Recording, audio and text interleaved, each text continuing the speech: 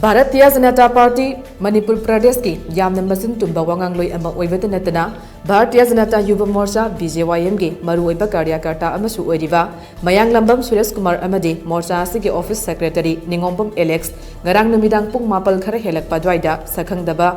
Khutlai paiba miyoi kharana Phuramle phibam thina soktuna North Eosida leiba Ras Medicity da laikanakre haire Thaudok asigi matangda TOMTV na phangba paw amagi matungina Ngarang numidang asi Mayang Lambam Sureshkumar Amadi Ningombam Alex Nitai Patsu Chekta Leiba Thambal Sanglenda Party gi meeting ama yaururaba tungda Alex na Sureshkumar bo Lamphel da leiba mahaki yumda thilakhe Lamphel Police Station gi pangthap thap taba mafam amada hana ngaiduna leiramba miyoi kharana makhoi gi gari adu khamlaga wari sanasi hairaga khanghodana nongmai satlaga Alex amadi Suresh gi makokta nongmai namlaga khud thaba horakhibani haire Mi masing yambagi kudong saba lauraga Shak-Khangdaba miyoi aduna Suresh amadi Alex po gun pointa Phuramle matung khonglei thuna mafam adu thadok tuna chenkhi haire Thaudok adu da Alex ti yamna thina soktrabasu Sureshkumar de mamai makok amadi thabaki mafam sing da sokpadagi khudakta Ras Medicity da pukhatuna laikanakhe Hospital dagi phangba pawmagi matungina Alex ti thoidokpa kudong thuningai oidre adubo ahing nongyai matungda Suresh ki phibam lusilakpadagi mahak hauji ICU da posinduna laikat nari haire Thaudok asibu Chief Minister N Birenda akanba moongda condemn torakle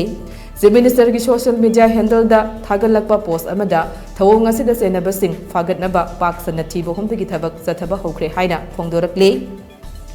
Thaudok asiga mari leinana BJYM ki President Manohar Mayum Barisna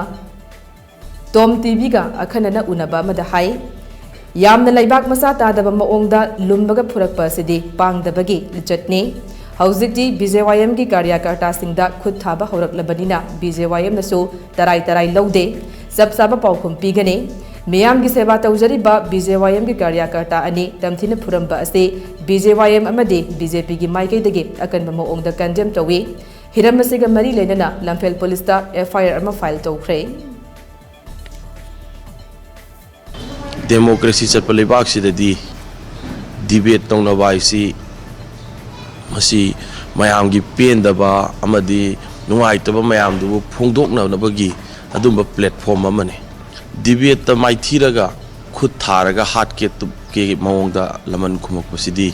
masidi yam laibuk thibani masidi yam atonba jati na tawdaba rajniti makhal amane taseng nai tari ngarang gi dudi hana na taw poni aibadi